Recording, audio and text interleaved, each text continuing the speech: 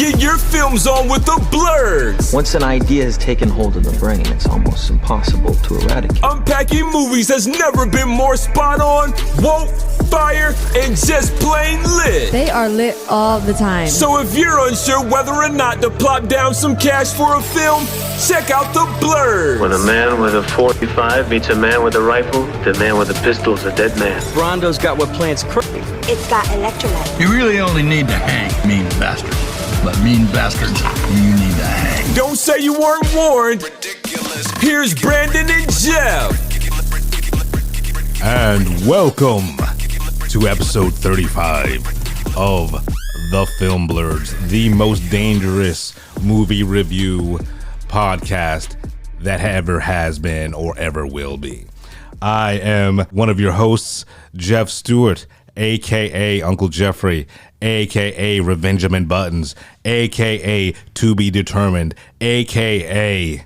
He Who Remains. And I'm joined here, as always, with my friend and co-host, Brandon Norwood, a.k.a. Hero Protagonist, a.k.a. the true father of Joe's kids, a.k.a. Papi Chulo, a.k.a. the Glizzy King. Jeff, you wanted a glizzy. Oh, fuck. Well, you want to talk about glizzies? Let's talk about glizzies. Yeah. We're going to get back to these intros. All right, so fuck you, AMC, Lincoln Square, right? So we go for one of our reviews today. We're in Lincoln Square, and all I've been thinking about all day is like, I want a fucking hot dog. I want a fucking movie theater hot dog. I go in this motherfucker, the 14-year-old who's behind the counter, right? He rings me up. I was like, I want a slushie and a hot dog. That's all I want to enjoy this fucking movie, right? And so I will blame whatever bad review of this movie on the fact that as soon as, like, he rings me up like, oh yeah, we gave away the last hot dog. I was like, motherfucker, like, you sell three things. You sell popcorn, soda, and hot dogs. How the fuck? I was mad. Brandon saw me. He was like, "You all right, dog?" He was like, "No, I'm not all right. I'm fucking hungry." Yo, as the designated glizzy king, two things. We got to get you better at glizzies. We don't need to be eating movie theater glizzies. We'll get you a real glizzy. And number two, you weren't going to violate grown man code, which is you had a drink with your glizzy. Oh, yeah. Like, I ordered a drink, and I was like, fuck the drink. Like, you don't have a hot dog for me. I'm not going to spend money on the drink. I'm just gonna drink this hate. Because what do you do if you see a grown man eating a glizzy without a drink? You say, "Hey yo, hey yo," aka Mr. Krusty. Hey, to all you broads out there, if your dad's a rock star, have him serenade us while I play with some animal crackers and shove them up your hi-ho. If you don't get that reference, listen to episode, I think it's like 33. Yeah, where I fucking reviewed Armageddon. I will never, ever watch Armageddon the same way again after you brought that to my attention. And it's just like, oh, you made a great movie fucking more fantastic. AKA the Lethal Protector. AKA B. Wood the Magnificent. We're back in studio for the first time in 2022. Yeah, so this is gonna be good. We're gonna wild. I'm drunk. I'm gonna tell you that right up. Oh yeah, this is the first show I've done fucking high as shit. Yeah, like, so we're gonna since we started this. Yeah, let's do this. Happy Black History Month to everybody. Yep, it's Black History Month. Wakanda forever. Wakanda forever. There was a little clip on Twitter of a TikTok influencer. She just got out the gym talking and doing her little TikTok, and her TikTok got interrupted by a black man because he said, "Bitch, get out the way. It's Black History Month." And the look on her face was priceless. Look, during Black History Month, I just play the Godzilla theme song and walk around real ignorant, like dun, dun, dun, dun, dun, dun, dun, and I just kick shit over. Nigga, by that point, you just might as well play the Pharaoh Month song that he got sued for. Yeah. Well, he got sued for that shit? I mean, I understand. That's why that CD's out of print. Yo, I still have that CD, though. Internal Affairs. Yeah. That shit was hard. Yo, I didn't know he got sued, but it makes sense. Toho came for that ass. Yo, yeah. I love you, Pharaoh Monch, but that shit's hilarious. Alex, what is the only rapper to ever get sued by Toho for $500? Oh, that nigga stayed broke his whole career. He's like, I really just like monster movies. Yo, shout out to Pharaoh Monch, man. I love your music, but yeah. And that's a hot ass song, too. Oh, yeah. That's the hottest song on the fucking album. That song couldn't come out today because of the one part of the verse where he's like, girls, rub on your titties. Yeah. I said it. Yeah, girls. I mean, you could still get away with that. Women can still rub on their titties anytime they want. Yo, you know how ratchet we used to be back then? They played that shit in clubs, bro. Clubs. Till the sweat dripped down my balls. That was a club banger. Still today, like you play that. Yeah, yo, that's a dance song. Pharaoh, yo, Simon Says that's some shit where you got to pull it on a bulletproof vest to when you walking down the street. You don't play that shit in the club. Yeah, I don't know. You play anything unless you want somebody's head to get pushed in. I mean, depends on what kind of clubs you go to. Yeah, I like to live dangerously. There you go. Obviously. Fucking, we're on the train coming back from New York, and like these two cats are listening to soccer too loud, and fucking Brandon just pops up. It's like, excuse me, can you turn that down? And they look shook as fuck. Yo, listen. After being threatened in front of kids in the middle of a park by a fucking dude who was zonked out of his mind that he was going to cut me in front of children, I got no fucking fear in my heart no more. I don't give a fuck. Yo, some dude tried fucking with me and my brother because we cut him off. Because, you know, in New York, you got to cut people off to get to where you're going. He cut this off. It's the law. And this nigga almost killed 3 people trying to go back around us to honk the horn. I got out the car and we almost got into a fight till a dude almost got into a fight in front of like a soda shop. Nigga in the soda shop came running out like, yo, I'm not trying to have the cops here. I was like, oh, you got something illegal going on. Right. Like, this is a front. This is some Ozark shit. Yeah. Like, yo, I was ready. I was ready. Like, yo, I don't give a fuck. Man, you had that Grand Theft Auto stance.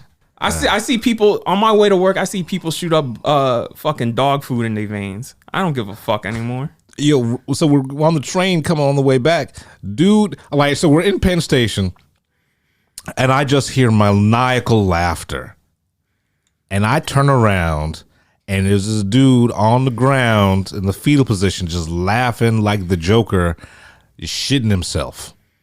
Nigga, that's a Tuesday for me. You know how many times I see that a day? I'm like, I forget. New York wild. Yeah. New York is wild. I love it. Yeah, they had to shut down the McDonald's at 34th Street because, you know, you got all types of tourists and shit. Right. Like going in there to eat because it's right by the train, Penn Station.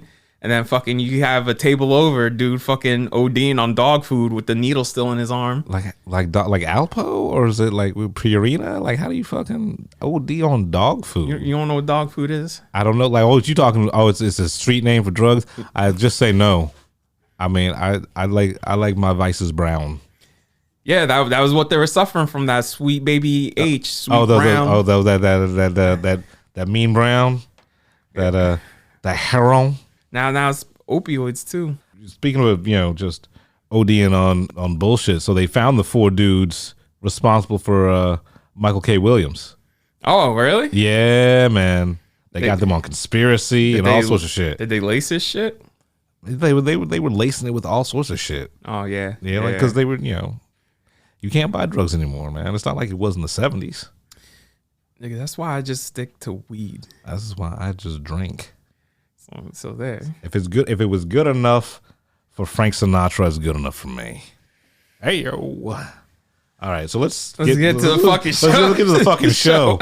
It's fucking just a therapy session. This is what happens when you're stuck in the house for a couple of weeks. So The Color Purple was a Broadway musical, and that musical is going to become a film. Danielle Brooks is returning to do her role from the musical in the movie. Alice Walker, who wrote The Color Purple, is going to come and produce it. It's produced by Steven Spielberg. Oprah! You get an ass beaten, you get an ass beaten, and you get an ass beaten. And your father comes and touches you. But like, All right then. You don't remember The Color Purple? Yeah. Oh, I That's remember. why The Color Purple is a movie you watch only once. No, like, and then you move on. No, like growing up in my house, The Color Purple was on at least once a year when all the family came by. Because, you know, as black folk, we don't really have many films. so it was like. So how about we watch this movie where at the very beginning it starts off with an incest birth? Yeah. That was. People forget that, you know, Whoopi Goldberg is an actress. Yeah. You know, like she killed it, but like she got beat the shit out of that movie. God damn. But fuck you, Danny Glover. Fuck you, Danny Glover. Like that scene with the shaving, and she's got that straight razor. I was like, ooh, this is why I use disposables. But like out of all this new, like the cast is stellar for this revival of Color Purple, but I am excited for one piece of casting in particular, Coleman Domingo. Oh yeah, because that dude can act. Right, he's playing the Danny Glover character. Oh shit. Yeah, so you know that's gonna be fucking mean as shit. So this is also going to be one I'm excited to see, but I'm going to see it exactly once and never watch it again. Right, because if West Side Story has shown us anything, Steven Spielberg isn't afraid to go fucking a little harder when it comes to these remakes and shit like this. So this might be a little bit more tough to watch. This is directed by a rapper I really fucked with when I was still living in Harlem. His name is Blitz the Ambassador. It's his like directorial debut. I can't remember his real name. I think it's Blitz something. He has a wild African last name. But shout out to him, man. You know what I mean? This is a come up. Good for him. So like I like everything we talk about, I hope it's good. Even if it sounds bad, I hope it's good because I just want to be surprised. I mean, the pedigree behind it, like Oprah don't fail, man. Yeah. Like Oprah don't fail. So like it's gonna be amazing. Yeah, we start Black History Month off pretty strong because we got this, and then we got some Jackass. pictures of Viola Davis as the Woman Queen. Yo, where it's about the African warrior women that actually existed in history. They stole that shit for Lovecraft Country in an episode. Yeah, so that looked like those few, like how many pictures were there? It was only like 3, right? A couple. It was like 2. Yeah. And like she's leader of Amazons in Africa. Yes, there were warrior Amazons. They ran the village with the king. The king would work in tandem with them. Why? Because we respect our women. Right. And also, like, if you've ever been in a relationship with a woman, you know that when they are mad, they get fucking mad. Yeah. Like, so you don't want to fuck with that, you know? Yeah. Yeah. So like, I'm excited for that. When do we know when it's going to drop? I think next January. Next January. All right. Yeah. All right. Like everything though, that's fluid. Yeah. I mean, who knows? All right. So who knows? Let's move on. Dakota Johnson's going to be Madam Web in Sony's Spider-Man universe. Cool. If you guys are familiar with Madam Web is a old lady that kind of manipulates the multiverse and just sits in a fucking chair. Yeah, that's basically. Well, I'm glad they got I'm glad they got an actress who could kill the sitting in a chair role, because I have never been impressed with anything Dakota Fanning has done. You mean Johnson? Yeah, I'm sorry. Yeah, like there's only 2 Dakotas. There's 3 Dakotas. The States, the Fanning, and then Johnson, Don Johnson's daughter. And you're forgetting one more, the fucking apartment complex in New York City. I didn't even know there was an apartment complex in New York City called the Dakota. Yeah, that's where John Lennon got shot. Oh. That's where all these famous celebrities stay at. They stay at the Dakota. All right. Well, there we go. It's like a year wait list to apply to get in there. Yeah, but like Dakota Johnson, I've never been impressed by anything she's ever done. So like a character who literally just has to just sit there, that seems like in her wheelhouse. I don't know. Prove me wrong. Like I hate to, I don't want to shit on her. And maybe she has some great talent that has just been untapped by her work in any of the Grey series. Who the fuck cares about this shit, man? No one. No one. Jesus Christ. Well, like, I know who cares about it. Like, fanboys. Fucking, we're making all these fucking D-list Spider-Man people into fucking movies. Jesus Christ. Yeah. Well, you look. Oh yeah, right. To real quick to loop back around to the Dakota. I just want to say why Cameron is better than John Lennon. Okay, yeah. Yo, yeah. Cameron got shot, hopped in his Lamborghini and drove to the hospital. John Lennon got shot and died. It's no contest.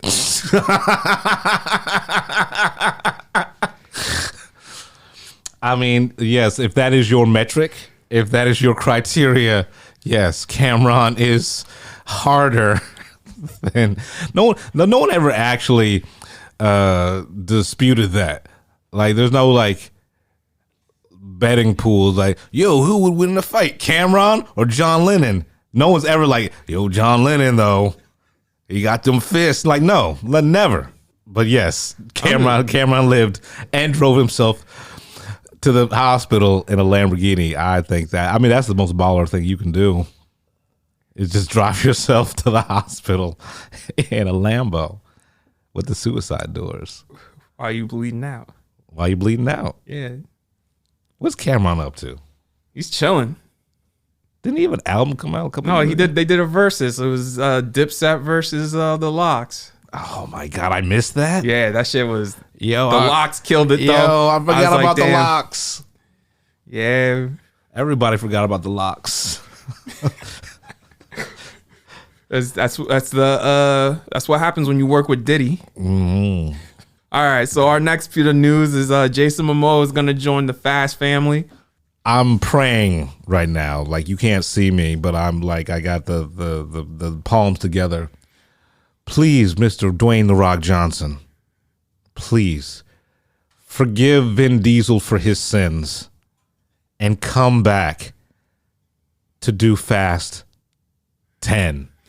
Yeah, fucking Universal paid Dwayne $30 million to come back for Fast 10 and 11. Like, you didn't know this. The world didn't know this, but we have all been waiting for Jason Momoa and Mr. Dwayne "The Rock" Johnson to share screen time together in a Fast and Furious movie. Yes, because they were originally supposed to do it for Hobbs and Shaw. He was supposed to be Hobbs' brother, and he couldn't do it because of Aquaman. They are just gonna fucking throw tanker trucks at each other. Yes. And fucking sweaty, like just sweaty, throwing tanker trucks at each other. Wild homoerotic for no reason. Because fuck it, yes, let's do it. Yeah. Fast 10, baby. Yeah. Jason Momoa is part of the family.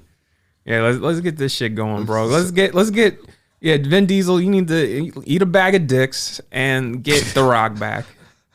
Literally, whatever you have to do. Yeah. Whatever you have to do, Vin, like, just get The Rock back, because I guarantee you, if you put Jason Momoa, The Rock, and the rest of the Fast family in a movie together, you're talking $10 billion. $10 billion. Yes. Worldwide. God damn it. It's going to be so fucking insane. It's going to be so fucking crazy. But yes, welcome Jason Momoa to the Fast family.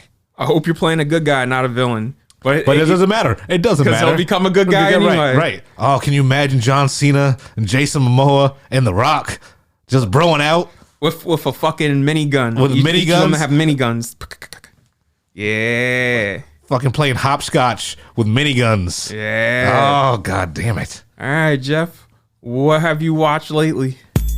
What you watching? What you watching? I said what you watching? What you watching? What are you watching?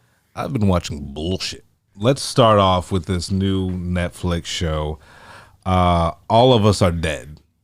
All right, so it's a Korean zombie show that takes place primarily in a high school. Damn, Korea's pumping out some crazy shit. Right. Well, it's Korea. You know, you right next to Kim Jong Un. You know, you're gonna be a little loopy.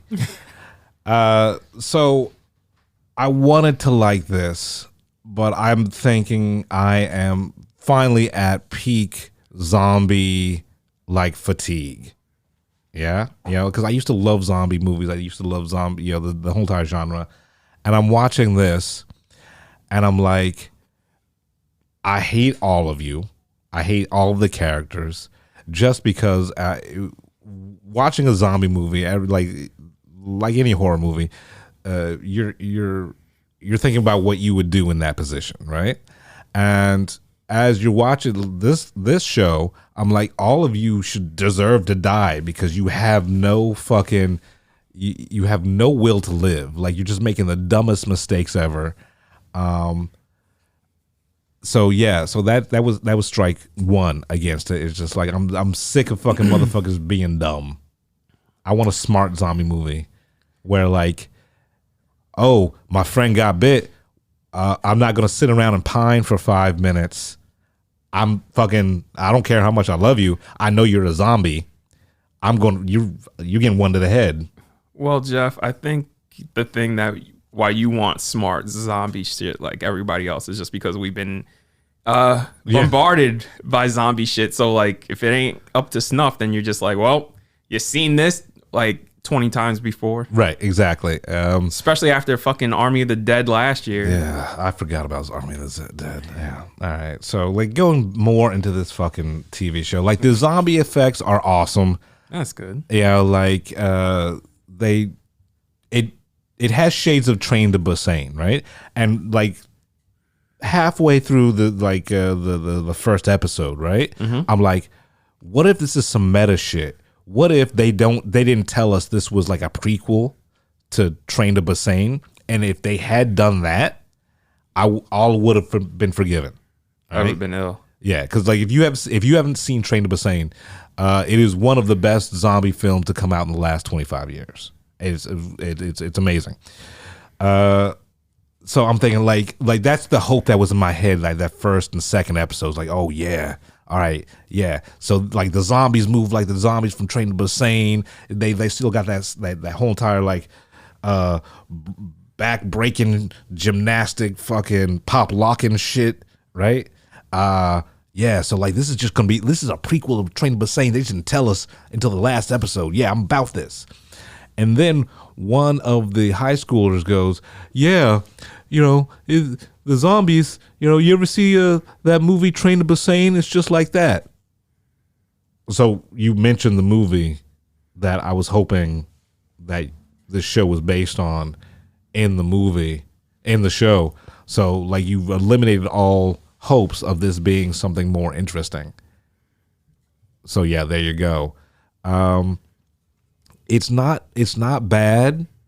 It's just not fucking next level, It's not something like after Squid Games, seeing like what like Korea can do with some fucking horror movies and like some like genre twists and shit like that. This just seems kind of like watered down. It seems like shit that I've seen literally a million times before. I only got 4 episodes in, so maybe it's gonna get better. How many episodes is it? I think it's 10.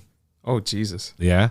But like it's your mileage may vary. Like, if you're all in for zombies no matter what, then it's not gonna be the top tier of anything you've ever seen. You're never gonna say, oh yeah, this is like next level shit, but you'll watch it and you'll enjoy it and whatever like that. But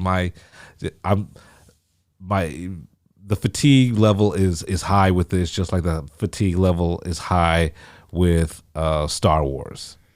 A lot of shit for me, man. Honestly, Marvel at this point too. Yeah. And DC, I don't have fatigue with, just because they space their shit out. And everything is so fucking different because they don't have a unified idea that, like, I never know what I'm gonna get. So, like, fuck you, Marvel, for making me anticipate DC movies more than I anticipate Marvel movies. Because at least with a DC movie now, it's like, oh shit, this might be weird as fuck. I don't know what's going to go on. I don't know what the hell's going to happen. Keep me on my toes, motherfucker. Yeah, that's what I like. I guess the back-to-back 1-2 punch of BVS and Justice League was like a blessing in disguise. Right. like so DC, like, give it to me, baby. Like, what do you got? Like, let's get weird, because they got no unified plan. I think that was the thing I complained about the most with DC is actually going to be its saving grace in this new era of superhero movies. Because I was like, Marvel. At least Marvel had a plan. They knew what they were doing. Like, they had a unified fucking vision. DC's like, man, fucking let's put a shark in this shit. Let's put a talking shark. Let's put Ratcatcher 2 in there. It's like, yeah, fucking yeah. Yeah, that makes total fucking sense. Let's do that. Yeah. Fucking how's the best superhero movie of 2021 got a character called Ratcatcher 2? Or a little King Shark. Or a literal fucking weasel. Or weasel. It's fucking DC. It's changed the game. Maybe I was wrong. Maybe they did have a plan. Maybe they did. Like, this is what's going on. But anyway, I digress. All of Us Are Dead. Man, all right. It's what it is. It's a zombie show with subtitles, or if you're lazy, dubbing. All right. What else have I been watching? I gotta go to my list. So we're coming up on a year of this podcast, right? Yeah. So I decided to go back to the well and start rewatching Zack Snyder films. Oh, like I did for the first episode? Yeah. So I went back and I started off with 300 and I finished it off with 300 Rise of an Empire. Oh man, I only seen that shit once. You only need to see it once. Yeah, that's what I figured. Yeah. So 300 going back, was it like 15 years is when it came out? Like 10 years I think ago? it was longer than that. 2007. 2007. So it was like 15 years ago. Oh, okay. Yeah. Right. God, like I've always said this, Zack Snyder is a consummate visual stylist. He not invented time ramping, but like he was the person who put that on the forefront. Like that was the 2007 version of bullet time. And it's a beautifully shot movie. It's well fucking acted. Like Fassbender, you forget Fassbender's in it. He kills it. This is the Gerard Butler. Like this David is Wyndham. Like these guys are coming on the scene and shit like that. Rodrigo Santoro. Right. This is like their first big fucking movie. Lena Headey. Yeah, Lena Headey is killing it. Right. My nigga from The Wire. Oh, that's right, Dominic West. Dominic West, yeah, fucking Rapey McGee, yeah, scumbag Johnson, yeah. Or for those in the know, McNutty. Oh yeah, McNulty. Like I don't even call him McNulty. I call him McNutty because fucking bubs, fucking bubs. So watching 300 now, like 15 years removed, it's a beautiful fucking film. Yes, it is. But the politics. Yes. The politics are like, oh, this is a Trumper movie. Like, yes. And back in the day, before, being a Trumper and being like we were always jingoistic as Americans, but like now going through what we've gone through and seeing this movie, it's like, oh God, the Spartans really aren't the good guys in this. Nope. Like no one's good in this. And that's why you got to watch it as just you turn your brain off action movie. Right. Because if you start thinking about it, the more uncomfortable you get. Right. Like it's like they say freedom so much in there. And it's like, this okay, I get it. Freedom's a good thing. But like the way you're saying it, Gerard Butler, gives me the icky feeling. And so, I'm watching, I watched 300. Like I said, it's a beautiful film. If you, like you said, if you turn your mind off, it's a fucking great action movie, right? And they made it for some dumb, like $60 million. It was dumb cheap. Then I watch Rise of an Empire, which is a $120 or $130 million cutscene from a video game. How is it that you have twice the budget and this shit looks cheaper? Yes. Than the first one. Yes. Yeah, like even the score sounds like direct to video. It is. It's direct to video 100%. This is a Redbox original. Yes, yes. And by the way, the only time I've seen this before was my IMAX 3D press screening, And yes, Warner Brothers rented out the real IMAX for this. Yes. Yeah. And like the fucking 3D was ham-fisted. Oh yeah, it's like fucking just limbs flying at the screen and shit like that. I don't need that fucking shit. The blood's coming at you. The blood's coming at you and it's all fake and CGI and just dumb. The plot is fucking stupid. It's a prequel and a sequel. Right. How do you do that? They're trying to pull a Godfather 2, but they also forgot Godfather 2 is 4 hours. Right. And this, like, not even Eva Green's breasts saved this movie. Nah, because you know what? Then you're immediately turned off because then you find out it's a rape scene. Yeah, right. Yeah, and that she got raped, and then you gotta watch every time she's naked. They keep flashing back to when she was a little girl getting raped by the soldiers. Yeah, so like there you go. That just ruins that. Like, how do you ruin her breasts? The most magnificent thing in Hollywood. Like almost every naked body in this sequel was getting raped. Raped or just cut in half or whatever like that. Yeah. And but then they doubled up on the fucking rah America bullshit, rah Greece bullshit. The story doesn't make any fucking sense. The acting is it's competent. Like there's no in a sword and sandals movie like this, you expect a certain amount of scenery chewing. Yes. But like this didn't go over the top. So like I will give you the one thing, the saving grace of Rise of an Empire is for a movie like this, the acting was actually kind of subdued. Which okay. Yeah. Well, that's because the main character, whoever that dude is, he has no fucking personality whatsoever. It's like watching a stone act. Oh yeah. Yeah. God damn, they plucked him out of generic white boy land. Yeah. I was like, we can't get Andy Whitfield's dead, and the other guy we can't put in. The other guy from Spartacus we can't put in here because he's still doing Spartacus. All right. And we can't get Jock Courtney because he's busy actually acting. Right. And then we can't get Sam Worthington because he's locked in the 8 avatars. Right. So like, what's another bland Australian we could get? Or we could get this bland American. He's Clint Eastwood's son. No. Let's get a bland generic Australian. Yeah. Because Americans can't tell the difference between Australian accent and British accent. So there you go. So yeah, I still am amazed how you have double the budget, but it looks cheaper. Yeah, much cheaper. Like everything's CGI, everything's fucking just over the fucking top, and the speed ramping. Oh, it almost seemed like a parody of the first movie. Yep. Yeah. Like the speed ramping and stuff like that. So there you go. 300 Rise of an Empire. Watch it if you hate yourself. There you go.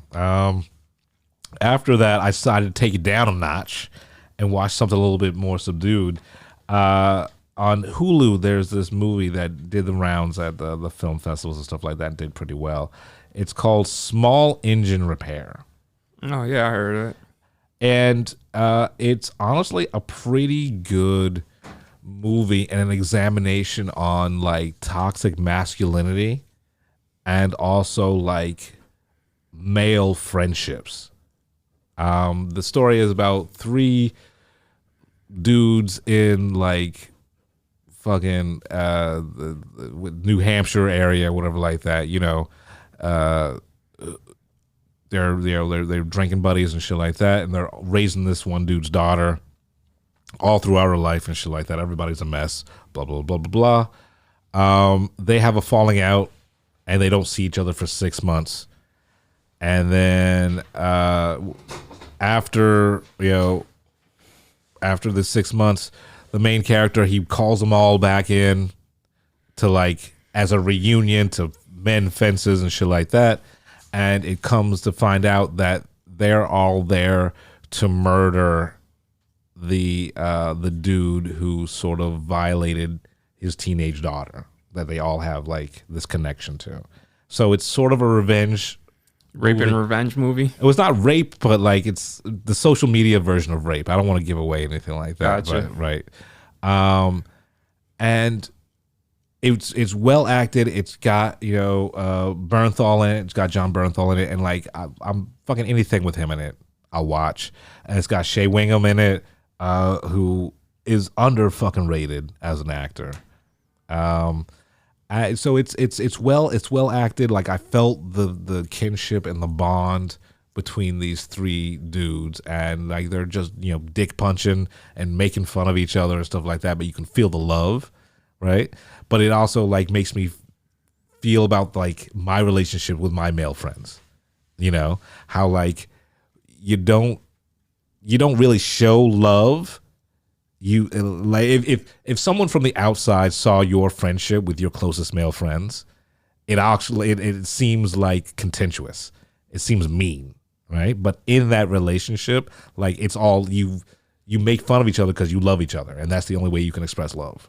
You get what I'm saying? Yes. My only problem with the movie is when they get to like the actual like, all right, we're gonna do this part of it, it pulls its punches. I wanted this to become a mean fucking revenge movie, and it just didn't. Like, it's one of those movies where all the build up and everything like that, it gets to a point where it's like, all right, now we're gonna get in. Like, now we're gonna get fucking dirty. Like, you're gonna show people the consequences of your actions and shit like that, right? And it just doesn't go there. And it ends kind of like hopeful and shit like that. And that twist, that turn, it was like they put the emergency brakes on and like they just fucking they tried to Tokyo drift that turn, and it didn't work for me. It kind of ruined the shit I had seen before because they had this build up, right? Because it's a fucking slow ass burn. All right. It's a real slow burn, but you feel it. It's like, all right, this is going to get vicious. It just doesn't go there. And I think that's the one fault of it. Maybe on a rewatch, because I think I'm actually going to rewatch this one. But I think on a rewatch, maybe I'll see what the writer and director was trying to do. But like, first off, like just cold viewing, the end kind of ruins it for me. Damn. All right. Yeah. So that's that. Let's see. So we all have those movies on our list that everyone tells us to watch, but we never do, right? And like 5 years later, we get around to it and we kick ourselves in the ass for not watching it sooner. I had that movie last week, The Lincoln Lawyer. I had just like the first time I had seen The Lincoln Lawyer was last week, and like everyone's been talking about this movie for the last fucking 12 years. Yeah, because it should have got a sequel. Right, it should have got a sequel. It should have got a TV show. Like it should have gotten a whole bunch of shit. And it was like everyone was talking like this is the movie that made McConaughey. And I'm like, all right, whatever, cool. I know it's good because everyone tells me it's good. I'm just not in it right there. Right. So I started watching it, and I'm mad at myself for not watching this fucking movie before. Like I knew McConaughey was McConaughey, but like he fucking murders the role. The music's on point, the cinematography's on point, and like the acting in it is great. Is so fucking good. And I'm remiss that it's taken like we don't have a sequel to this fucking movie. Because I don't know how many books there are, right? Because it's a book series. Yeah, right? it's a few. Right. Like enough to make like a little franchise. Right. This should be a franchise. And I don't know what people are waiting for. I don't know who has to buy the rights or whatever like that. But let's get more Lincoln Lawyer shit out there. It's fucking Lionsgate, man. They keep dropping the ball on everything. Yeah, we'll talk about They dropped the ball on... we'll talk about that later. They dropped the ball on fucking... Divergent, because that series didn't finish. They dropped the ball on fucking Knives Out, because now that's Netflix's shit. Well, at least Knives Out got it like has a life after, Well, I'm just saying, man. Right, They're just outside of John Wick and Twilight. They don't know how to do franchises and Hunger Games. Right, and then like after John Wick, I don't know what the fuck they're gonna do. Yeah. And they got lucky that the author wanted to write another Hunger Games book. Okay, cool. So yeah, there we go. and they got one more Twilight book to do. So I mean, I did basically a dead company though. Yeah, well, That's why they tried to dig up Saw last year, right? No, you mean Spiral Ham. Spiral the fucking, because I thought they were gonna do like, yeah, you know what? I'm not gonna talk about it. We have a whole entire episode on Spiral. I'm not gonna talk about it. But fuck you, fuck you, Lionsgate. And we're gonna moving on. I want to close out on this last movie that I watched. You can find it on Tubi, which is pretty much now turning into Black Netflix. Once Upon a Time in Philly. It is one of those DSLR, like we've never made a movie before, hood dramas. And it is fucking horrible. Like, I'm indie do or die. I'm indie as fuck, you know? Like, give me a fucking camera and some actors, I'll make it happen. But I understand story structure. I understand visual language and stuff like that because, you know, when I wasn't in film school, I studied this shit. I would watch movies critically. You know, I would learn the craft that I was trying to emulate. This is a whole bunch of motherfuckers with a whole bunch of extra money trying to fucking do hood Goodfellas. And it just fucking fails on all. Like, the acting is they just like they put an ad on Craigslist or whatever like that. It's like, y'all niggas want to act? It's like, yeah, that's their casting. The camera work was shaky at best. Like, to anyone who's a filmmaker here, if you're shooting on mirrorless or DSLR or anything like that, fucking don't use autofocus, man. Fucking just invest in a follow focus system and a monitor, you know, like, and just fucking, it takes me out of a movie when I see the fucking autofocus trying to hunt in the scene. And that's the fucking take you go with. That's the one, that's the best one, is the one where the fucking focus it jumps around. You always need a focus puller. Always need a fucking AC. You always need a sound person. Yes. Like, the sound in here was dog shit. Sometimes I had to actually go closer to the TV to hear it because, like, pumping it up all the way didn't work. And the subtitles are the most hilarious thing I've ever seen. It's like they went on Fiverr and gave it to someone whose eighth language is English to do the fucking subtitling, because the shit they were saying on screen had nothing to do with what was on the subtitles. And you knew they didn't have any fucking permits, but they were ballsy of shit. Like, so they're in the middle of Center City doing a fucking gunfight right in the middle of the day. It's like, motherfucker, I know you didn't have a permit for this shit. And there's nothing but black people with just fake guns in the middle of the street. Like, y'all really could have gotten shot. Like, so I admire the balls of these motherfuckers. Just like, well, fucking, you know, I got this ATV. I'm gonna roll up on this ATV in the middle of fucking Center City with this fake gun and pretend to shoot someone during rush hour. I was like, oh, the fact that no one died or went to jail behind this fucking movie is amazing. The story's bad. What little story there is. And also, LUTs aren't for everybody. Like, you just can't put an Instagram filter on your fucking movie and consider it done, all right? Because black people, our skin tone, doesn't really translate to some of these fucking out-of-the-box filters that you throw on there. So, like, some of these motherfuckers would just disappear into the background. And all you see is fucking teeth and gold chains. Oh, all right? shit. Yeah. And, like, they would just use they would move the camera for no fucking reason just because they could. I guess someone had a drone, so there's like 15 drone shots that make no fucking sense. So anyway, once upon a time in Philly. It's on Tubi. You should really, really watch it because it's so good. It's amazing. Oh boy. God bless indie cinema. And I'm done. I'm spent. All right. Well, I'll start off with some TV. I'm gonna save Boba Fett because there's only one episode left, and oh man, I'm going to tear this show a new asshole next week. I will catch up on it, and we can tear it apart together. I just don't have the energy. It's one episode left, and I'll save it for next week. Okay. I'll save Peacemaker for next week because now there's only 2 episodes of that left.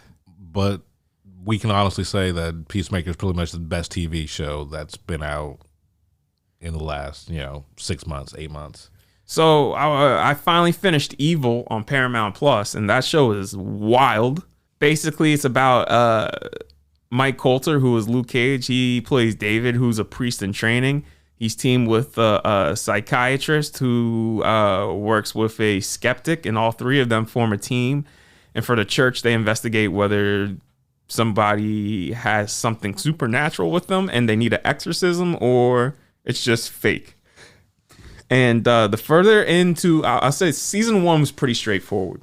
Season 2, this shit gets real gray. They get into a lot of gray areas to now where the team's like, you know what, fuck the Catholic Church and fuck these companies that we're working for. Let's start doing our own shit and start leaking shit to the public. It gets wild because like they're not good people. Like Mike Coulter's character, the priest, he does hallucinogens, and because he does hallucinogens, he thinks he's talking to God. Okay. Yeah. All right. I'm kind of into that. But this season 2 ends on a fucking wild ass I don't even call it a cliffhanger, but wild ass note. So season 3 is going to be, I think, even nuttier. And now they were greenlit for a season 3. It's already shot. Well, it's not shot. I think they're getting into production now because the first half of season 3 is going to drop in like June. All right, and this is Paramount Plus exclusive, huh? Yes. Because I knew it used to be on, like, it was on NBC for like CBS. a minute. CBS for a minute. Yeah, okay. It was on CBS, and you're like, wow, how the fuck did this get on CBS? So it got canceled, and it became a huge hit on Paramount Plus. And now that it's on Paramount Plus, they're getting away with so much more. All right, so I'll have to watch that because you're like the 3rd person to tell me about Evil. Yeah. And like no one has anything bad to say about this show. And actually my boy, shout out to Todd Ryan Jones, he did some stunt work for it, Like he keeps on sending me, like it's interesting having stuntmen as friends because they just send you some wild shit as texts. It's like, oh, here's me getting fucking set on fire. I was like, all right, dude. Like, happy Monday to you too. So yeah, that's Evil. I'm gonna move into now that it's done. Fucking thank God. Let's hear it. Let me take a break. Let's breathe. You want some water? You want a towel? All right. So the first season, because this is getting a second season. Yeah, sadly. Of And Just Like That has wrapped. And man, I thought I thought we couldn't do any worse than the second movie. Oh boy, was I wrong. I was so wrong. At least the second movie ended. That was 2.5 hours. This shit was week after week after week. 10 hours of just nonsense where I'm just like, bro, why even bother? Like, by the end of the season, Willie Garson's dead. Right, so they wrote Stanford off in a crazy ass way. Right, they killed off Mr. Big. You wrote off Samantha. I mean, the bitch might as well be dead. Right, like I would have appreciated that more because I watched the first 3 episodes. Right, I tried to watch the first 3 episodes. Yeah, and it's like I would have appreciated it more if they had actually killed off Samantha. I mean, you might as well. The way you guys write and talk about her, there's something missing. I think it is just Samantha. Like the dynamic between all 4 of them it's. Because now you're dealing with like just dumb shit from Miranda and Charlotte, and it's just like, damn, bro. It's like Samantha did balance out the waspiness of the other two. Fuck. And now, like, everybody has the fucking, the minority best friend. You know what I'm saying? Oh, like, they each have one? yeah. All right, that's good for them. Each, like, Charlotte has Nicole Ari Parker, who's just like her, except black. Okay. Miranda befriends her teacher.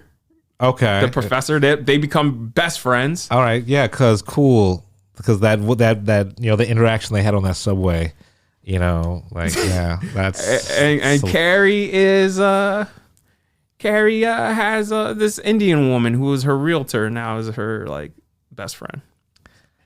like I don't want to jump in on your review, but like we've talked about this before. My biggest problem with this whole entire show is because I thought they were going to do something interesting with Carrie dealing with the loss of Big. Yeah, being an older woman, Right. out of the game, have her be a widow, see how she struggles being a widow or even a single widow. And they do it, but not as much as you would think they would. Like, we're dealing with a whole storyline of Miranda running off with Che Diaz, a character that it seems like if you Google Che Diaz, ooh boy, like if I was Sauter Ramirez, I'd be like, yo, just write me out of the show because the fan reaction to this character, and rightfully so, but Because they literally just put her in, or him, like I don't know how they literally put them in just because, like, all right, we need someone to represent queer, non-binary people, and we need to have Miranda, person of color, and we have to have Miranda in a lesbian relationship because everybody knows Cynthia Nixon is a lesbian in real life, even though it doesn't make sense for the character, but sure. Yeah, like. Yeah, man, like the shit that I'm just like, the shit you're putting Miranda through this season is what y'all did in those first two movies where Steve cheated on her and we were all like, yo, this is fucking insane and that doesn't make sense. And then when they put in the second movie where Carrie was like, oh, my marriage fucking sucks because all he wants to do is watch movies with me and hang out with me. That's why Miranda's leaving Steve, because Steve doesn't want to have sex with her anymore, despite him being old. Motherfucker's got low T. It happens. Yeah, man. Like, he has to put in his character for why they write him like this. I don't know. I'm like, he's old, but he ain't that old. Right. He has to put in a hearing aid, man. Yeah, I mean, it's this whole shit is ill-advised. Just what you need. Some ill-advised cinema. Just from the ground up. And just so you guys know, in case you're gonna keep watching the show, holding out for Kim Cattrall's return. It just recently came out. Sarah Jessica Parker said she said too much stuff publicly for her to just return. Oh man, so we lost Mr. Dwayne Rock Johnson. We lost Kim Cattrall. Yeah. I think, all right, so I'm gonna pitch this. I think Dwayne The Rock Johnson and Kim Cattrall should get together for Mannequin 3. Why not? Why the fuck not? Just get them in there. Why not? I love that. But yeah, this is where I get off the Sex and the City train. Like this is it for me. I was just like, all right. There's only so much I want to be held underwater, and as I try to come up to breathe, it pushed me back down. Look, you gave it a valiant effort. Like you stuck with it. Like the whole season. The whole season. I got 3 episodes in, and I'm like, oh, I know this isn't going to get better. No, it got worse. Like I knew it. It's like I could feel it in my bones, and it's like, you know what, Brandon, thank you for Secret Servicing that shit and like just taking the bullet. Man.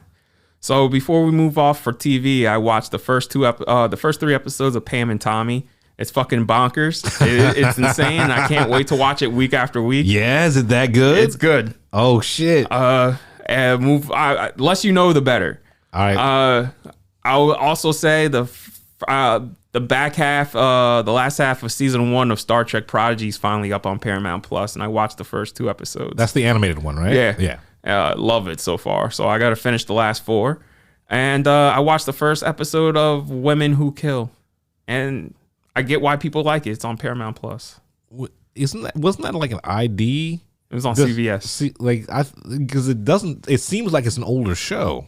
Is it new? Women Who Kill? Yeah, it's old. It's a newer show. Okay. Shout out to Jason Mantzoukas. He plays the voice of Tommy Lee's dick and one of the voices of what's it called? In Star Trek Prodigy. Yo, wait. Jason Mantzoukas plays the voice of Tommy Lee's dick? Why? That's how you start the conversation right there. I'm in. So I'll leave it at that. All right, so I know what I'm doing this week. All right, so since we last recorded, I watched Queen Pins on Paramount Plus. That's the Kristen Bell movie? Yeah, the tone didn't know what it wanted to be. It didn't know if it wanted to be a comedy or a drama. And it didn't really work as either. Yeah. I was just like, damn, it is the best Paramount Plus movie there is yet. I mean... Well, no, that's because Rumble's better than that shit. I mean, Queen Pins, it just reminds me of like a low rent version of what was it, Bad Girls or whatever like that. Yeah. All right, let's move on. Rewatch Commando twice because my brother wanted to watch it, and then his girlfriend came to visit, and we watched it again with her. You know, this is the movie that keeps on giving. It's peak 80s, baby. Yeah. Like fucking Sully. Yeah, man. Remember when I told you I would kill you last? Should have got like 5 of these movies. The Hunted. We watched William Friedkin's The Hunted. What's a shame here is like there's a very good movie here, but it just feels like there's a lot of the stories missing because the movie's an hour and a half, and you could clearly tell like they cut out like almost the entire story. That's Benicio del Toro, right? Yeah. Mm-hmm. Like hard ass knife fights in this shit, like in some of the best like fight scenes I've seen in a movie. But it's just like y'all edit this down to the bare minimum you could get away with making this work. So, all right, yeah. So I wanted to do 2 streaming movies. There's one on HBO Max and one on Hulu. One on HBO Max is called The Fallout. It's about a girl dealing with the trauma of a school shooting. Yeah, I wanted to watch that. Like it looked like it was gonna be good. I didn't know what it was about, so like I thought, oh, I'm just watching this fuck up kid gonna fuck up, and then the school shooting happened. You're just like, oh no, and yeah. And then the next movie we watch, it was on Hulu, is called Sex App Peel. I'm sorry, what? Sex App Peel. Nope. It's about a high school teenager who gets put into like this elite STEM competition of you got to make a new app, and she decides to call it Sex Appeal, like Sex App Peel. Yeah. It's your typical fucking sex comedy where it's not funny. The girl's so fucking clueless about sex that, you know, it's one of those like she comes off as autistic. Cool. At points. Yeah. And has and when she says like when the dude's like, you don't care about anyone, like you just had sex with me and you just don't care. I was like, yeah, the fact that she doesn't care about anyone, that shows signs of psychopathic and sociopathic tendencies, which leads to serial killers. I would like that movie. I would like a teen sex romp where whoever, the male character or the female character or the non-binary character, becomes a serial killer. That's much more interesting.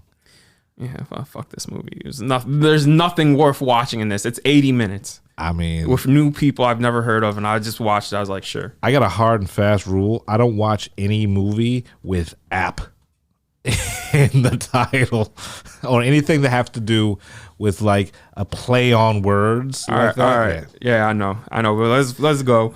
Nightmare Alley. I saw the black and white version. Yeah, what'd you think? It works better in black and white. I was in a better mood this time. I don't want to see it in any other form outside of black and white because it's a noir. It needs to be black and white. Yeah, it just works better. It's a completely different movie.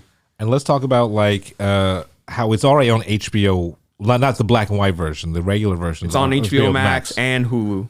Oh, it's on both. It's on Hulu too? It's on both. Wow. Because it's a Fox movie.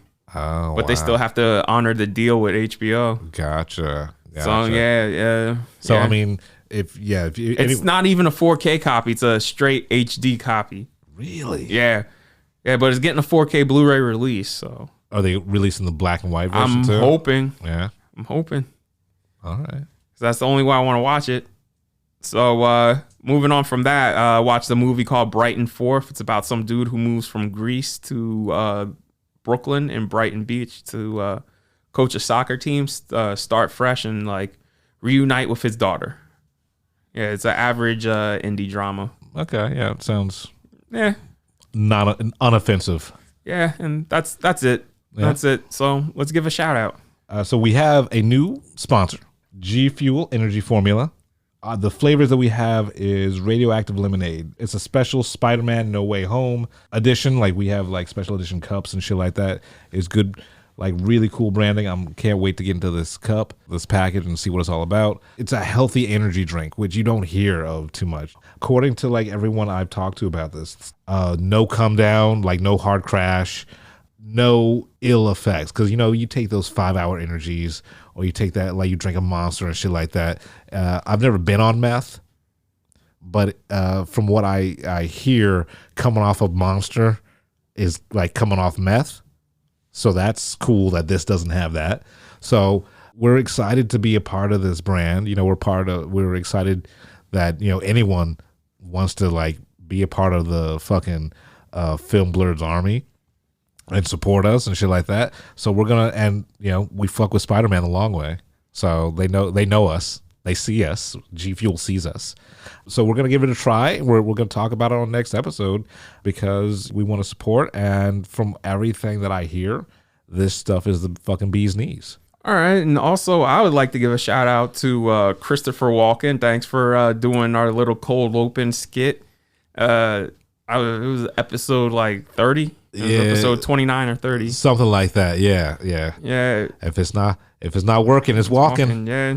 But like, shout out to Chris. Thank you for that, man. Yeah, that was amazing. That was a great surprise. So thank you, Christopher Walken. If you ever want to be on the show, please come on. All right, and let's get into trailer talk. Roll camera and action. It's time for some trailer talk. All right, well, let's start off with After Yang. Let's get the sad one out first. It looks like a sad indie version of AI. Yeah, it looks... I like the dude's first movie, Columbus. It's on Hulu. What was Columbus? I don't even know. It has John Cho and Haley Lou Richardson. Okay. Less you go, it's very slow. Right. It's an hour and a half. So it's like a meditative drama, and I'll let you discover the story on your own. All right, I'll check it out. Yeah. But like this looks like your standard indie fare to me. You know, like it doesn't look like I'll watch it, but I'm not excited to watch it. You know what I'm saying? Like, but I'm not like, oh, this is gonna be horrible. I just kind of know what I'm getting from the trailer. Yeah. You know? Yeah. Well, and for our final trailer, they released the full trailer for Halo. This looks expensive. The storyline sounds like shit. Cortana, I don't like the look or sound of Cortana. Neither do I. Like that was my biggest problem with this trailer is Cortana looked like they could have just put a chick. Like they just could have put a Cortana there instead of trying to do a CGI. Like a real like they try to look Cortana, make her look like a real person. I'm just like, no. Right. No. Yeah. Because it's the uncanny. It goes back to the Zemeckis thing, the Robert Zemeckis Uncanny Valley shit. It's off-putting. Right, yeah. Where he's making them CG fucking photoreal CG movies for a hot minute. Right, but like, and here's the thing. It looks totally out of place because everything else in the show looks like real. practical. Yes. So like, but the storyline is, I was just like, you guys worked on this for so long. This is the storyline you came up with. But we don't know. Like, this is just a trailer. It might get more in depth. Like, I have hope for this. Because it looks hard as fuck. It does. It looks expensive. It looks big. It looks epic. It looks like it is going to break Paramount. Like if it doesn't succeed, it's done. Like, yeah. But you know, Bokeem Woodbine's in it. You know, like fucking Mike Milligan. Yeah, Pablo Schrader's Master Chief. Oh really? Yeah. Oh shit. All right. Yeah. All right. We'll see. It drops next month, man. Yeah, so like I'm cautiously optimistic about the Halo series, you know. All right, well, let's get into our main review. And now, the moment you've been waiting for. The Film Blurred's feature film review. We have 3 heavy hitters this week. Like these are like 3 of the biggest movies that are come out this winter. Right. Like we got one more big movie this winter, and then spring we got the big one. Yeah. So let's start this off with Jackass. Let's start. Yeah, with like Jackass. so let's start. So like we said before, it's Black History Month, and the best way to start off Black History Month is watching a whole bunch of white people hurt themselves for no reason. Especially during the cup test, you have a black boxer and then a black hockey player, which I was just like, you found the one black hockey player who has the best slap shot in the world to fuck up this man's junk. The cup test part 2. Yeah, I mean, and his eyes went out of his, like the life went out of his eyes when he took the uppercut to the nuts. Like when I think they're shooting on phantom cameras or whatever like that. Because the super slow mo is what gets you. Like the technology has finally caught up to the bullshit. You see the lights go out of his eyes as he's falling. A motherfucker left lost conscience on his way down. The one that got me is when they put a bee beard on Steve-O's nuts. Steve-O's yeah, they put dick. the queen bee on his dick, and then the rest of they just kept throwing bees all over his dick. So Jackass Forever. I mean, you know what you're getting. Like, you're not getting Othello. You're not getting. It is a bunch of motherfuckers who have a lot to live for, but who seem like they don't have a lot to live for, doing dumb shit, and it's absolutely hilarious. There's 2 skits with a snake, and the one skit is the best skit of the whole movie. It's called Hell. That's what they call it. They call it Hell. And the less you know about Hell, like Hell had me fucking rolling. Yo, I almost pissed myself through most of this movie, but Hell was like, because that's some shit you can do with your friends. That's some shit. They would hate you and never talk to you again. That's some haunted hayride shit. You know, like, oh man, that was so foul. I thought they were gonna, since they were older, I thought they're gonna tone it down and like just take it back a little, and I was wrong.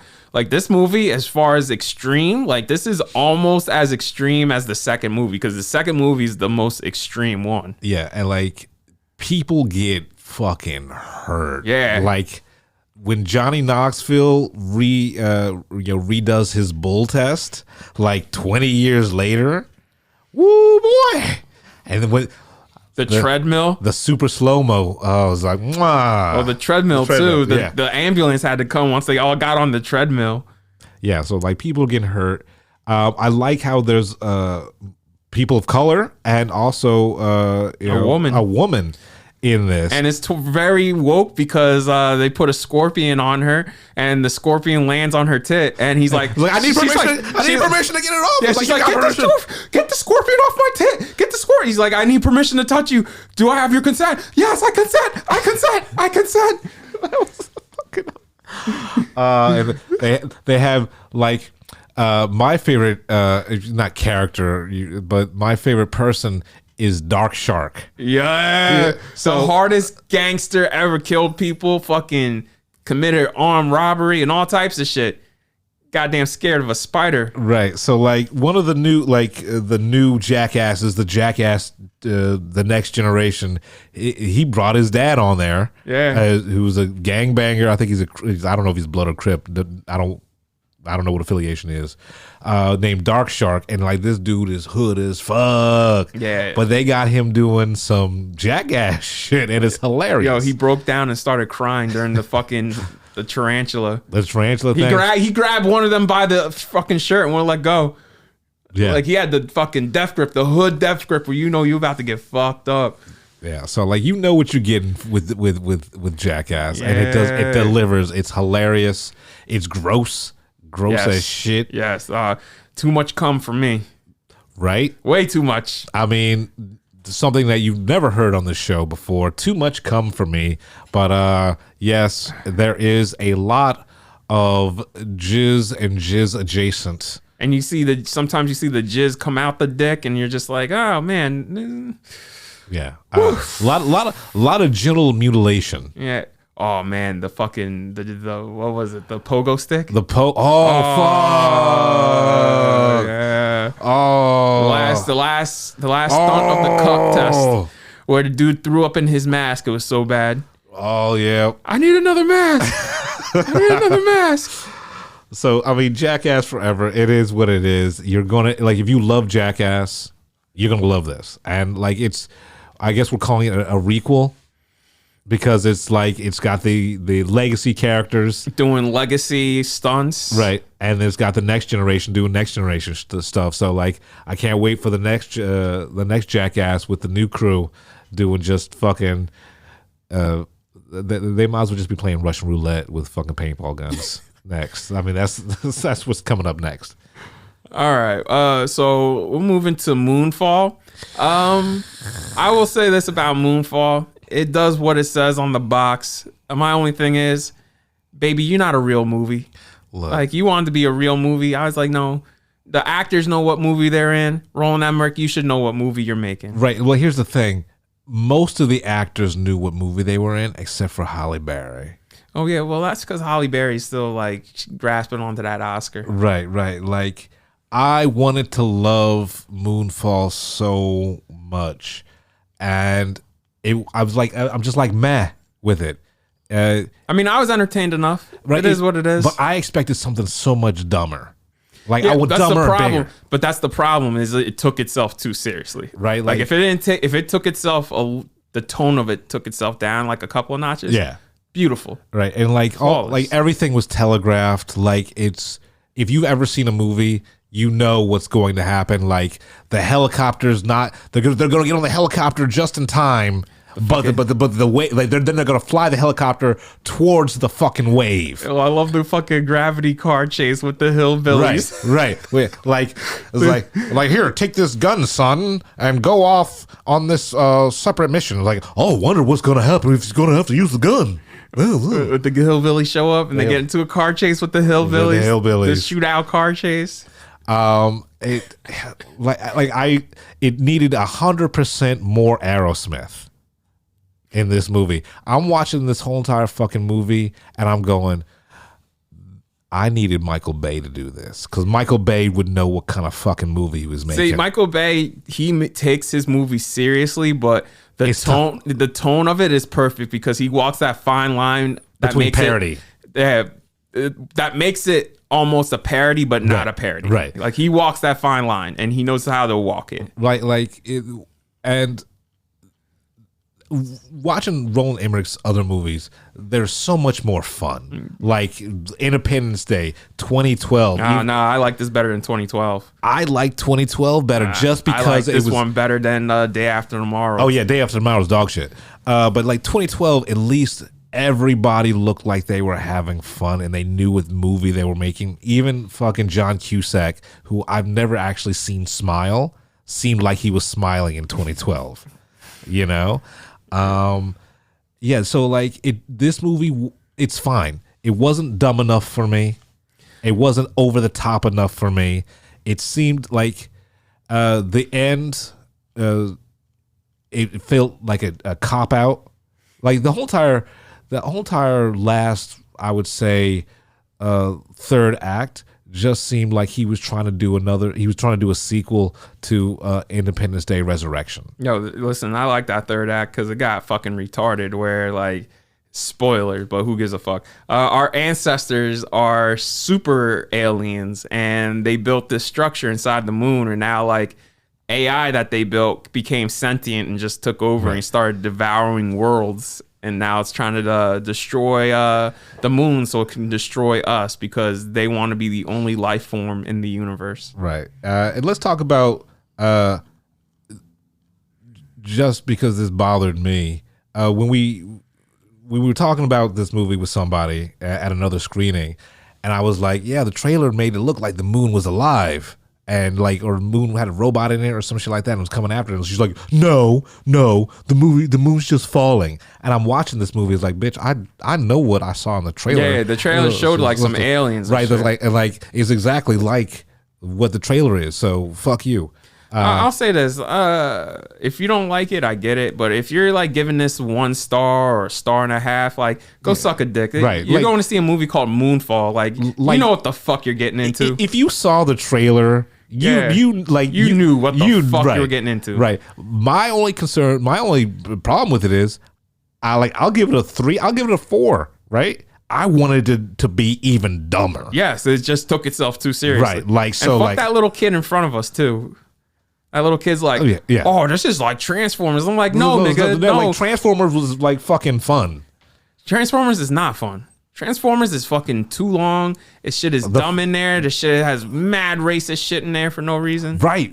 All of the things that Michael Bay is known for, and I love him for it. I love him because that's bad Bay. Because he's got no sense. That's bad Bay. Good Bay is like Bad Boys 2, The Rock, Armageddon. Yeah. So like anyone who hates on this, like who hates on fucking Moonfall, suck a dick.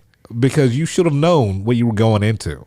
Yeah, listen, I enjoyed myself on a Saturday afternoon where I ate an edible and just zoned out while watching this movie. Like, it got annoying because I was sitting next to some fucking 16-year-old boy trying to impress his lady friend he was with. How do you try to impress? You know, talking down on me. And he's just like, this is so stupid. We should have saw something else. It's like, yeah, motherfucker, you should have seen something else. I'm like, what else are you going to go see, you fucking 16-year-old? Shut the fuck up. It's like, you were lucky. This is PG-13. This is the movie you can get into. Yeah, take her out to fucking Ben and Jerry's afterwards. Shut the fuck up. Go to fucking Chuck E. Cheese. Yeah, shut the fuck up. Fucking TikTok or some shit, motherfucker. Don't make you, just because you go see this, don't make you smarter that you just sit there and just shit on it the whole movie. Right, like, this is, like, you if you go into this movie expecting anything more than a movie called Moonfall, where they fly a fucking shuttle that says fuck the moon on it, into the heart of the moon, then fuck, I can't help you, son. I can't. I mean, the only thing about this that really pissed me off was the fucking very end of it, where it's setting up for a sequel. Right. That's what that's what I'm talking about. Like, you don't need that. Y'all could have cut when he just said, "Hey, we made you sentient," and then just end it right there. I didn't even need that. Because every movie needs a Wrath of Khan moment. You know, like this had that was a perfect Wrath of Khan moment. Spoiler alert. There's a Wrath of Khan moment, and you know what I'm talking about when I say that. And that hit kind of like hit emotionally right there when he makes that sacrifice. Yeah. And then like to have the that little coda at the end kind of takes away everything. It took away to me. It only took away when that very last 3 seconds where it's like, all right, let's get to work. And I'm like, what do you mean? Let's get to work. No. The same way he ended fucking fucking Independence Day Resurrection. Oh yeah, he's like, oh, let's go kick some alien ass. Yeah. It's like, stop setting up sequels for movies that don't deserve a sequel or will never exist. Just end your movie. Just end your fucking movie. And then you take 5-10 minutes out of your next one to get your characters where they need to be. Right. You don't have to. That's some shit you do at the beginning of your movie. Yeah. So this is it's fun enough. I wish it was funner, but it's fine. Like, I don't hate it. It's good enough. All right. Well, let's move into Death on the Nile. I like this much more better than Murder on the Orient Express, because Murder on the Orient Express was super dry, made for people who were like 60 and older, and this one had some life to it. It was melodramatic. It was soapy on purpose. It was over the top. It was all about live and the power of live. So I dug that. I was like, this is supposed to be like. I wanted to hate it for that first hour, right? This setup, because of all the things that you said. I mean, it had me once we got to the dance fucking where my man's is dancing with his chick and basically fucking her on the dance floor, and then no, he was not even his chick. He's fucking he was fucking his chick. Oh, that's right, he was fucking his chick. And then then Gal Gadot comes and he's like, "Can I have a dance?" And then like he lifts her up and he's basically eating her pussy. Like, he's just like, la, la, la, la. He's like all up in there. I'm like, God damn. It's like, this is the 30s. You can't dance like that. Yeah, that's what I'm saying. I was like, y'all kicked out of this motherfucker. It's like, you got Negroes playing jazz music. You got fucking vaginas in the air. Oh God, what's going on? Yeah, man. So, so the setup for me was too long and like too in love with itself. It has these swooping shots of like these CGI swooping shots of Egypt and shit like that. I it didn't bother me just because I was enjoying the soap opera-ness of it. Like, do I think we could have gotten to the boat quicker? Absolutely. We should have got on that boat a little faster. We could have cut 20 minutes out of the front of that movie, but like I said, for that first hour, I wanted to hate it. But then when the murder happens and when fucking Not Clouseau locks in, when Perot locks in, right? And we actually get to the murder mystery, I was like, oh, fuck. Yeah, I'm here for this.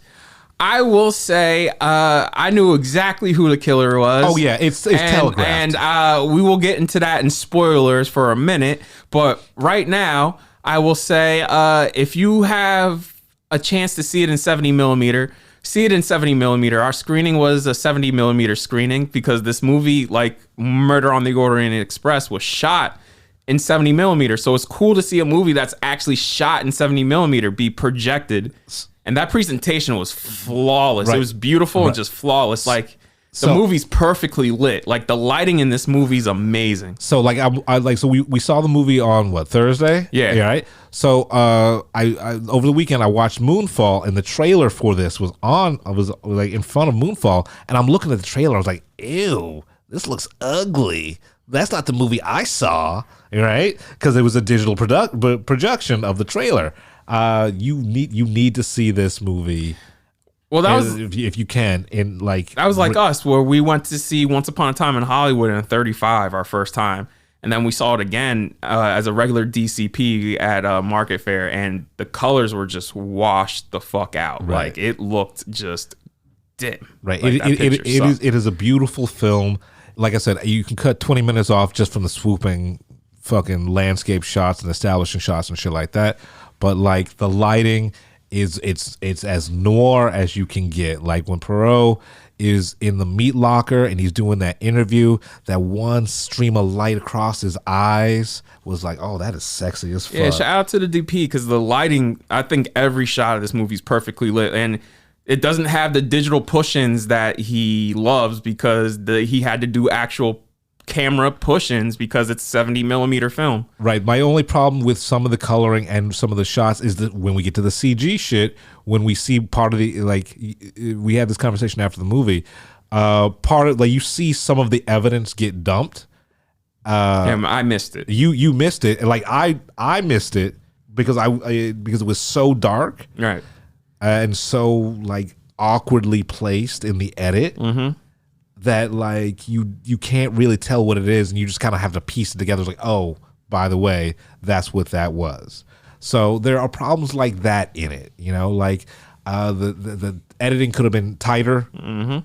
The acting was over the top, but this is what you expected it to be. It's Kenneth Branagh. Yeah. I mean, I'm glad there's no Dutch angles because you know Kenneth Branagh loves his fucking Dutch angles. Go ahead. But yeah, I mean, it's. The second part of the movie really solidified the movie for me. It made me like it much more.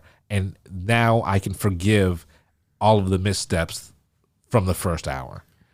All right, well, let's get into spoilers. So again, warning, spoilers. Spoiler alert. Spoiler alert. Spoiler alert. We're going to ruin the movie for you. All right, so I knew Armie Hammer was the fucking killer because he's a scumbag. And in real life, yes, yeah. But then the first chick he was with was bad. I was just like, Emma McKay is a baddie. I was just like, and then when Gal Gadot shows up and he's absolutely smitten, I was just like, I remember, I didn't want to say anything to you because we're in the middle of watching a fucking movie, but my first thought is, and sorry to be gross, ladies, but I know this is gross, but every guy's going to think this, like, why the fuck are you going to leave her for her? Right.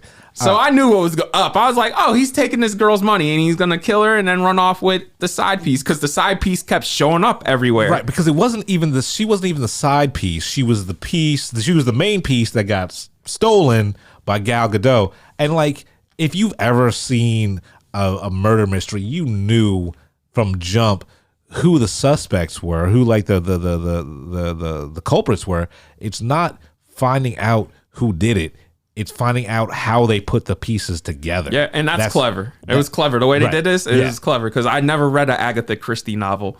So, it's always the fucking husband or the boyfriend. So I knew it was Armie Hammer, and the way that not Margot Robbie, because she looks like a Margot Robbie a little bit. Yeah, like how she showed up just randomly everywhere that they were. It's like, how's this bitch know where you are? Yeah, and if you guys are gonna ask why didn't Gal Gadot pick up on it, well, she suffers from an affiliation that has taken down many a woman called Dick to Bomb. Oh, she was dickmatized. Yeah, you know what I mean? It's let me give you an example of Dick to Bomb. How about you've been married to the same dude for 10 years, you have 5 kids, and he's still working on his mixtape that he said he was working on when y'all dated, when y'all first started dating. Another example That's of Dick to Bomb. Another example of Dick to Bomb. Kevin Federline. Yeah, so that Gal Gadot was suffering from Dick to Bomb. Yeah, she just starry-eyed dick. She got dickmatized. But everybody was getting ass in this movie. Like this movie was about everybody fucking and their hearts. That's why it's coming out on Valentine's Day, because like everybody's in love in this motherfucker. Yeah. Like, so I guess we can consider this our top pick of the week or whatever. Yeah, this is my pick. I had a fucking good time with this. See it in 70 millimeter, like absolutely. This is one of the rare times where I'm going to say forgo seeing this in IMAX. And if it's playing in 70 near you, see it in 70. But if you don't have film production near you, then yeah, go see it in IMAX. There's enough. It justifies a trip to the IMAX. Yeah. I thoroughly, once I got past that first hour, I thoroughly enjoyed this movie. It is 10 times better than Murder on the Orient Express, which is weird because that book is iconic. And the movie, I need to see the older movie because my first time was with this. Right. And this previous adaptation, I just hated it because it was just so dry. And by the time you got to the end of it, I was like, this is really? And I might have forgiven that if it hadn't been so fucking dry and boring for that previous hour and a half. Yeah. And this is a 2 hour and 7 minute movie. It's longer than Murder on the Orient Express, but somehow better. So, yeah. So like beyond my issues with it, like I fully support everyone going out and seeing this. Watch it as a melodramatic soap opera. And you know what? I hope this is successful just so we could get another franchise for adults that's just not Star Wars or fucking Marvel or fucking DC. Something that, adults can go see and just sit down and enjoy, and it's not interconnected and woven. We don't have to see each one. So. Yeah, so let's get KB this money. Let's get a Perot fucking franchise. All right, this is episode 35 of the Film Blurs. We're the Film Blurs. I'm Brandon Norwood, and I'm the motherfucking protagonist. I'm the protagonist. I'm Jeff Stewart, aka He Who Remains. Don't come at us. It's just fucking movies. You've been listening to the Film Blurs podcast. Man, I just love what you guys do, man. I never miss an episode. It's the best. It's my favorite podcast. Follow Jeff on IG on MindFire XL and Brandon on Twitter at BJN Tweets.